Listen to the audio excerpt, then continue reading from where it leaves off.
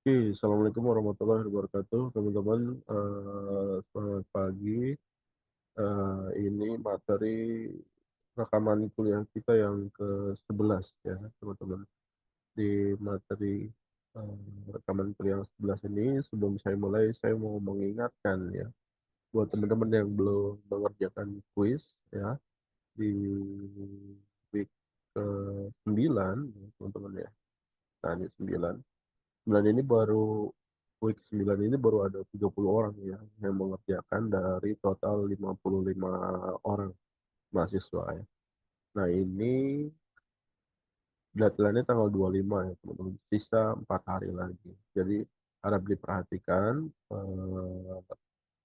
deadline ini agar Anda nggak ketinggalan. Nanti karena kalau saya buka remedialnya biasanya nilainya lebih rendah maksimalnya gitu kalau Anda bisa benar semuanya.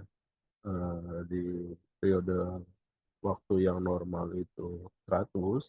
Nah, untuk remedial itu nggak bisa 100, biasanya maksimal 80 gitu ya, teman-teman. Kemudian eh, quiz 10 juga sama ya. Quiz 10 itu baru ada 23 orang yang mengerjakan ya.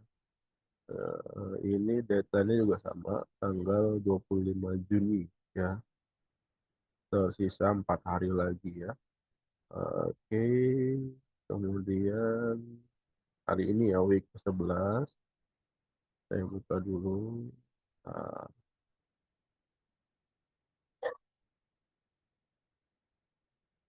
11, eh, nah ini dia. Oh, tadi setting.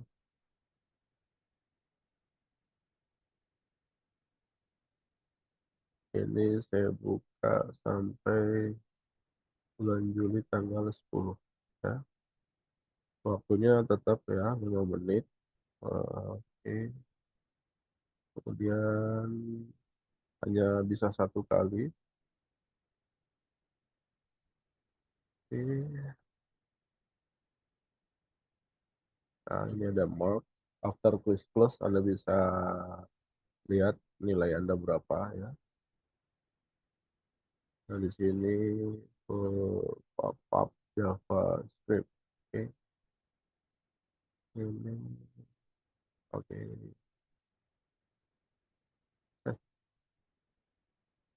Oke ya, week 12 kuisnya udah saya rilis dan deadline-nya tanggal 10 Juli ya, teman-teman ya. Anda jangan sampai eh, kehilangan waktu ya. Kalau Anda kehilangan waktu, eh, resiko ditanggung sendiri. Oke, ini materi kita di week 11. eh, Judulnya Managing Cash Flow in Your Business. Kenapa sih kita harus memanage cash flow gitu ya? Karena biar teratur ya, teman-teman, dan nggak ada pengeluaran lebih besar dari pendapatan ya, besar pasak daripada tiang ya. Itu jangan sampai terjadi di bisnis Anda, karena kalau itu terjadi, bukan nggak mungkin nanti bisnis Anda akan kolaps ya, teman-teman ya. Itu sangat amat mengganggu bisnis Anda. Anda udah bisnis sekian lama gitu, ternyata eh, nggak ada duit yang terkumpul, atau uangnya malah terpakai nggak jelas gitu ya. Nah, itu pentingnya Anda melakukan managing cash flow ya. Oke. Nah, ini pendahuluannya. Jadi uang tunai itu adalah kunci bisnis apapun, dan kekurangan dalam pemilikan uang adalah alasan utama bisnis gagal untuk berhasil. Jadi kalau dia nggak bisa mengatur cash flow-nya gitu ya, alokasi duit buat kemana aja, buat apa aja, maka potensi bisnisnya akan tutup itu akan cepat gitu ya, teman-teman ya. Jadi harap diperhatikan bagi Anda yang berbisnis, bisnis apapun ya gitu ya. Anda mau bisnis UMKM juga sama gitu. UMKM itu Anda harus catat tuh pemasukannya per hari berapa gitu, per hari berapa, pengeluarannya berapa. Jangan sampai pendapatannya malah nggak jelas kemana gitu ya. Nanti Anda bisa lihat revenue-nya berapa, per day berapa revenue-nya, per bulan berapa. Nanti dari situ Anda bisa mengukur gitu ya, seberapa make sense bisnis itu bisa terus dijalankan gitu ya. Kalau kalau misalkan apa, pengeluaran yang lebih besar dari pendapatan, maka harus ada terobosan-terobosan ya. Terobosan dari usaha Anda gitu. Apakah terobosan untuk mendapatkan keuntungan ataupun terobosan untuk memperkecil pengeluaran ya.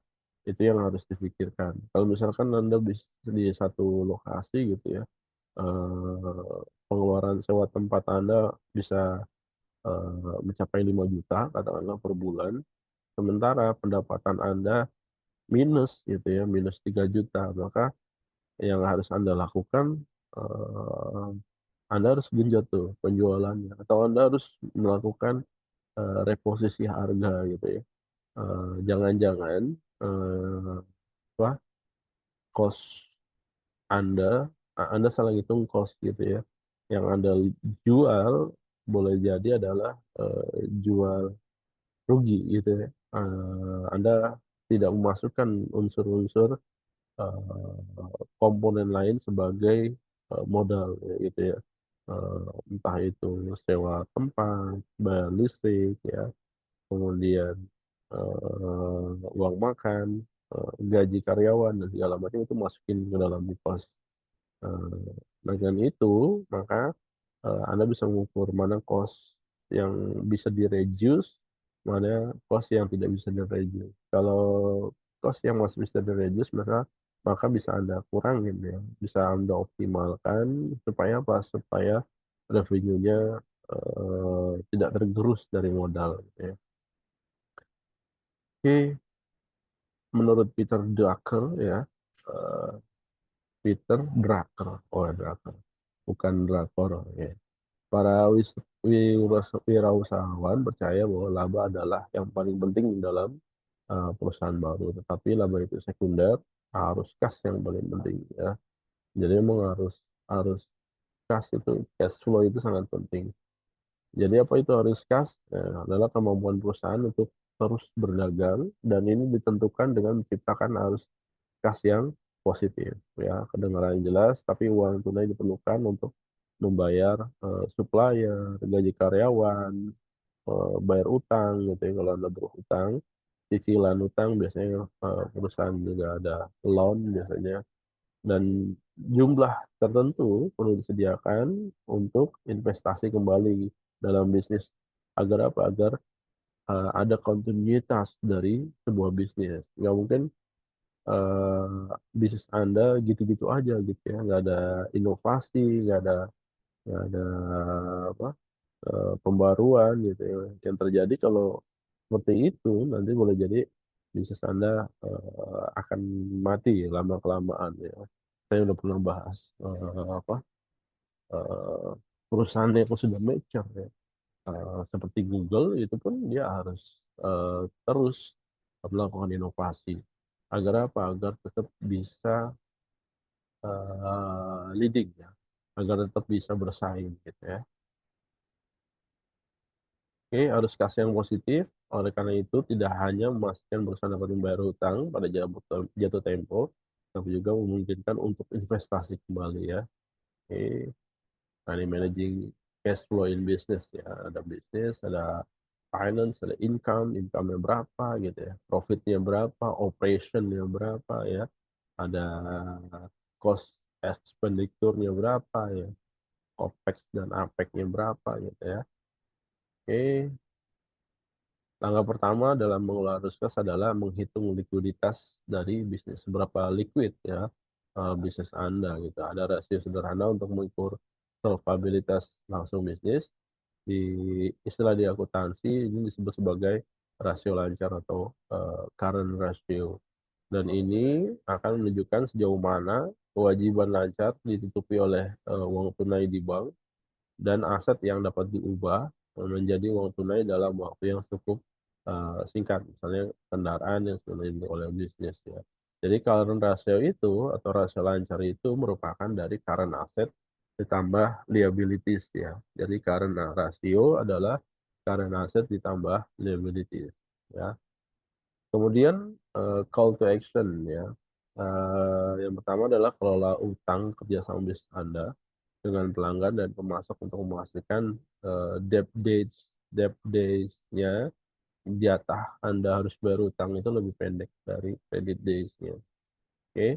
Kemudian yang kedua gunakan perangkat lunak, akuntansi yang tepat, finance yang tepat untuk membantu dalam mengelola arus kas hari-hari ya.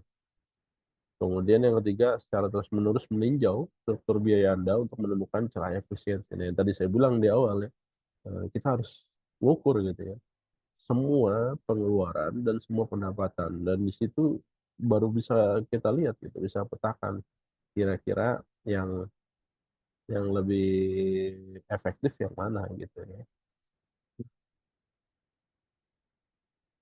Tips mengelola cash flow atau arus kas perusahaan secara efisien. Nah, yang pertama adalah buat rekening terpisah ya antara uang bisnis dan uang pribadi. Nah, ini penting teman-teman. Bukan hanya rekening ya, kalau Anda usahanya UMKM, eh, lacinya dibedain gitu ya antara uang bisnis dan uang pribadi. Anda jangan belanja kebutuhan pribadi dari uang penjualan Anda gitu ya.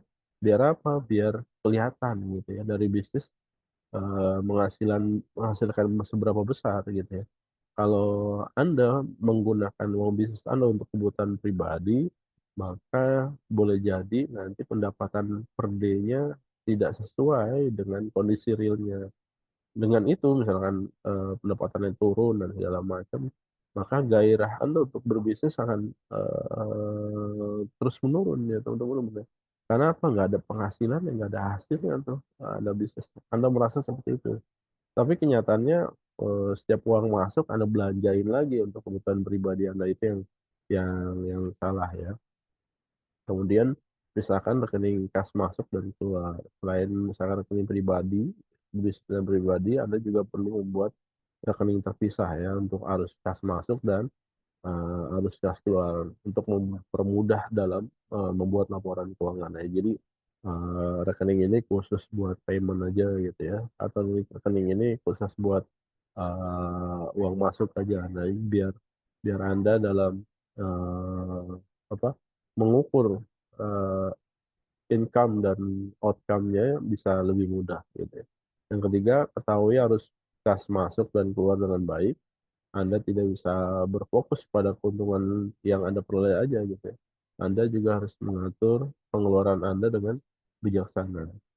Pastikan bahwa arus kas Anda selalu berputar ya, harus eh, jalan gitu ya, dan kas yang keluar lebih sedikit daripada kayak kas yang masuk. Jadi pengeluaran harus lebih kecil dibanding pemasukan. Jangan dibalik ya, kalau dibalik nanti besar pasak daripada tiang. Oke, yang keempat, coba hitung lagi ya, baik penghasilan kotor dan kurangi dengan pengeluaran bulanan perusahaan seperti pembayaran gaji, pajak, ya, pengadaan inventaris kantor, biaya produksi dan lain-lain. Pastikan juga bahwa Anda selalu membayar hutang perusahaan pada supplier dalam waktu yang telah ditetapkan. Biasanya kalau Anda melanggar ketentuan ya, ketentuan berhutang, Anda mundur gitu, Anda molor, yang terjadi apa? Yang terjadi Anda akan kena penalti, Anda akan kena denda. Nah, itu menambah lagi pengeluaran Anda gitu ya. Yang kelima, kirim tagihan secara cepat waktu ya. Kalau Anda punya supplier ya kirim tagihannya tepat waktu ya. Supaya apa? Supaya piutang dari klien itu bisa segera dilunasi ya. Agar apa? Agar perputaran kas Anda, uang yang ada di perusahaan itu bisa berputar ya. Dan pastikan bahwa pembayaran tepat waktu ya tadi ya. Sebagai baiknya Anda mengirim tagihan ke klien langsung setelah transaksi. Jadi begitu saya transaksi langsung Anda invoicing gitu ya. biar lebih cepat gitu ya. Nanti ada bagian collection tuh yang akan memfollow up ya, tagihan-tagihan yang belum kebayar. Nanti ada SOP-nya tuh berapa hari harus di follow up dan segala macam. Yang keenam, eh, jika membayar sudah jatuh tempo dan pelayanan masih membayar tagihannya, maka jangan ragu-ragu untuk mengingatkan. Biasanya kalau kita kan nggak enakan nih tetangga gitu, nggak enakan nih saudara gitu. Nah itu akan menghambat kelangsungan dari bisnis Anda. Jika Anda udah punya banyak klien, sebaiknya menggunakan sistem manajemen faktur. Jadi kalau klien lu banyak, udah pakai sistem informasi biar memudahkan ya, mengotomatisasi, bisa melacak status transaksi klien gitu ya. Karena kalau nggak pakai sistem informasi, transaksinya banyak gitu ya. Nah itu akan eh, ada yang miss tuh biasanya. Nah missnya itu kalau satu invoice nya aja bisa miliaran berarti potensi lossnya bisa miliaran ya. Sangat merugikan. Yang ketujuh, tunda investasi. Sebelum Anda memutuskan berinvestasi, Anda perlu memeriksa apakah kondisi kas Anda saat ini mendukung untuk investasi. Dilihat gitu ya.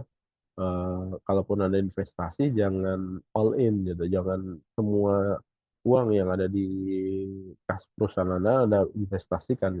Salah juga, karena ada beberapa kebutuhan-kebutuhan yang memang harus diselesaikan dengan waktu yang terbatas. Nah, kebutuhan itu harus Anda antisipasi gitu ya, per bulannya berapa persen dari kondisi kas dari perusahaan Anda gitu, atau dari bisnis Anda.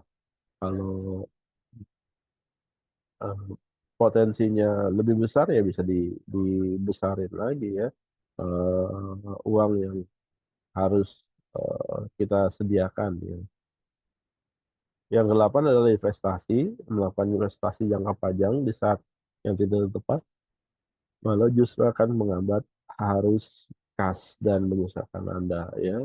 Anda udah terlanjur deposito kan untuk 1 tahun gitu, tapi kondisi kas perusahaan Anda kadang minus, kadang plus gitu ya. Dan lebih banyak minusnya, nah itu nggak worth it gitu ya teman-teman ya. Anda depositokan lagi ya dengan bunganya yang cuma 5% 6% gitu ya, itu nggak worth it. Yang sembilan, tingkat penjualan. Meskipun saat ini sedang investasi, bukan berarti Anda nggak bisa meningkatkan penjualannya. Jadi penjualan bisa tetap harus ditingkatkan. Oke, jangan 10 buat laporan arus kas secara berkala ya.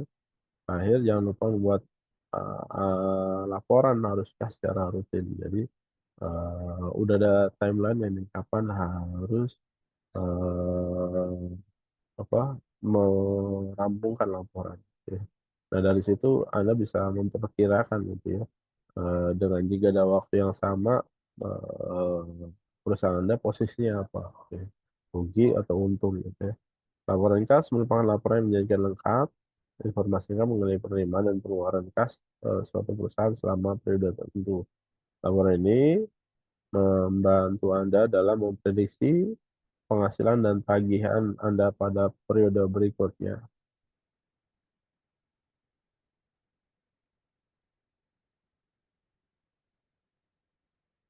Nah, ini memaksimalkan pendapatan dan meminimalisir biaya produksi.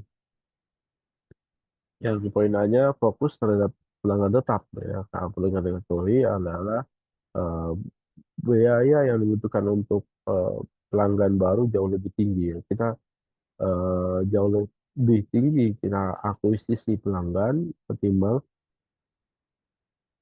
ketimbang mempertahankan ya. Eh, gitu.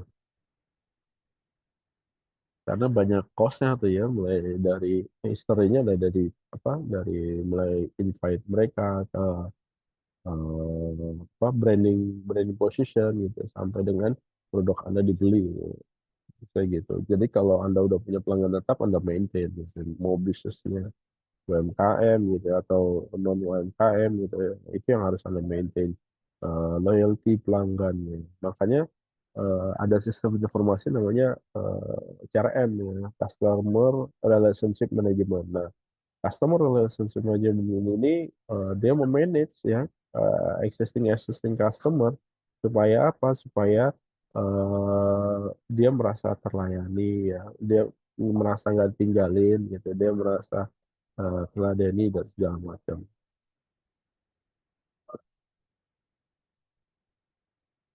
Yang B-nya fokus terhadap elemen kejutan bagi pelanggan. Nggak jauh dengan cara yang pertama, ya. Anda bisa lebih maksimalkan pendapatan dengan memanfaatkan pelanggan setia. Dan dengan ini loyalty pelanggan ini bisa dimonetize lagi dan itu lebih mudah ketimbang new customer. Biasanya gitu. Anda misalkan Anda eh, eh, bisnisnya apa ISP gitu ya. Anda ngejual paket 10 mega harganya 200.000 gitu katakanlah. Kemudian eh, sering berjalannya waktu gitu ya untuk mendapatkan pendapatan lebih gimana caranya bikin promo gitu kan. Harga 15 mega kecepatannya gitu ya Anda cukup bayar 300.000 katakanlah gitu. Nah itu kan bisa menambah income dari perusahaan Anda gitu ya. Atau beli apa bikin promo dan segala macam, nah itu bisa dilakukan gitu ya, untuk monetize lagi ya, eh, apa memonetize lagi pelanggan existing Anda. Yang intinya fokus terhadap kualitas dan pelayanan. Selain rajin promosi, penawaran terbaik, jadi pelayanan itu penting ya. Jadi kalau misalkan ada komplain gitu ya, Anda harus taking care secara baik. Jadi pelanggan existing Anda merasa terlayani, ya, merasa apa diperhatikan. Nah, itu yang penting. Yang kedua, memperkecil lini produk. Bisa jadi Anda membutuhkan pengeluaran produksi yang besar dikarenakan memiliki terlalu banyak unit produk. Nah, itu tadi yang contohnya yang ISP tadi ya. Anda bikin yang paket 10 mega, Anda bikin 12 mega, 15 mega dan segala macam. Nah, itu bisa juga meningkatkan ya pendapatan. Yang menyewakan kembali beberapa ruang. Nah, kalau misalkan Anda nyewa toko misalkan ya, Anda nyewa satu floor, nah itu ada bagian-bagian yang bisa dimaksimalkan, bisa kita maksimalkan gitu ya. Nah, sisa space ruangan itu bisa kita monetize lagi gitu. Itu yang terjadi di apa swalayan-swalayan ya, minimarket dan segala macam ya, menyediakan space-nya lagi. Dia kan nyewa gitu ya sama pihak ketiga, kemudian space yang tersedia, yang tersisa, dia sewain lagi ke pihak lain. Nah, itu bisa mendapat apa mendatangkan pendapatan lagi gitu ya. F meningkatkan jumlah produksi ya udah pasti ya. Yang G efisiensi penggunaan bahan baku. Nah, bahan bakunya untuk memproduksi kita harus melakukan efisiensi agar apa? Agar total pengeluarannya itu bisa diperkecil. Eh, Contohnya misalkan orang jual baju atau jual sepatu gitu ya. Sebelum dia memproduksi, dia harus sudah memprediksi market gitu ya. Misalkan baju model A itu lakunya di daerah mana aja gitu dan marketnya seberapa besar. Nah itu bisa datanya udah udah bisa kita peroleh juga ya dengan kita beli di apa Google misalkan. Nah itu udah ada keluar gitu ya potensinya berapa, marketnya berapa dan segala macam.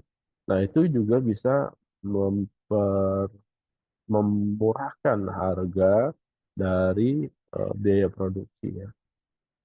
Nah melakukan perawatan peralatan produksi. Nah ini eh, sampelnya dulu awal-awal kerja saya pernah kerja di industri di PT Kalbe Farma ya. Eh, eh, Dulu ya PT Kalbe Farma ini dalam memproduksi dia nggak punya scheduling maintenance ya untuk peralatannya dia. Jadi peralatan produksi itu istirahat saat dia rusak aja. Jadi selama belum rusak dihajar terus, jalan terus operasional. Tapi begitu rusak, yang terjadi adalah, eee, proses produksi malah berhenti total gitu ya, dan berhenti total bisa lebih lama gitu. Nah, setelah menyadari hal tersebut, maka dia udah mulai memprediksi gitu, setiap mesin produksi itu, harus dilakukan maintenance per berapa bulan sekali gitu ya. Ternyata jalan, dengan sistem tersebut gitu ya, ada perawatan rutin per 3 bulan, per 6 bulan, atau per sebulan gitu ya, tergantung dari work hour dari mesin tersebut. Ternyata produktivitasnya lebih baik ya. Mesin-mesin produksi yang tadinya kalau rusak, butuh partnya lama banget, nah itu dengan adanya maintenance itu, kerusakan lebih, kecil terjadinya.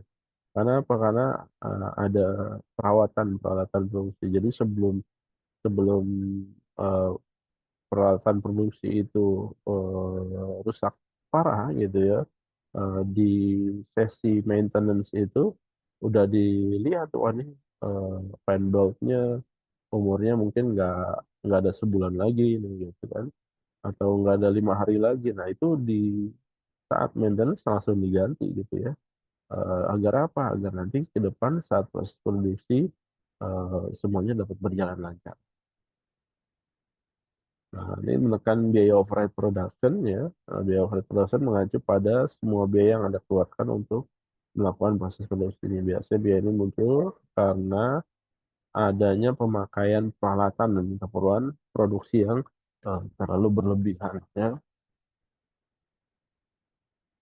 Kemudian memaksimalkan otomatisasi dalam bisnis. Lakukan pengecekan pada aktivitas bisnis Anda, serta mulailah dengan melakukan otomatisasi dalam hal tersebut. Berbagai tugas seperti entry data, mencatat, keluar masuk barang, jadwal pegawai ya, pembukuan, dan lain sebagainya.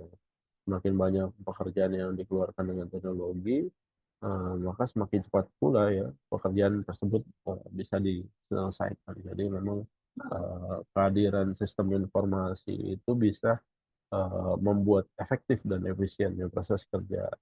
Yang berikutnya adalah kesejahteraan karyawan. Nah, karyawan itu aset ya teman-teman ya, kalau dia, di-maintain dengan baik, maka produktivitasnya, biasanya lebih meningkat ya ketimbang, karyawan yang nggak di-maintain. Nah itu, pentingnya kita menjaga motivasi dari karyawan gitu ya. Oke, itu aja yang bisa saya sampaikan di rekaman kuliah, hari ini. Buat teman-teman yang, ada pertanyaan silakan, ajukan lewat, grup diskusi, oke? Terima kasih, selamat pagi, assalamualaikum warahmatullahi wabarakatuh.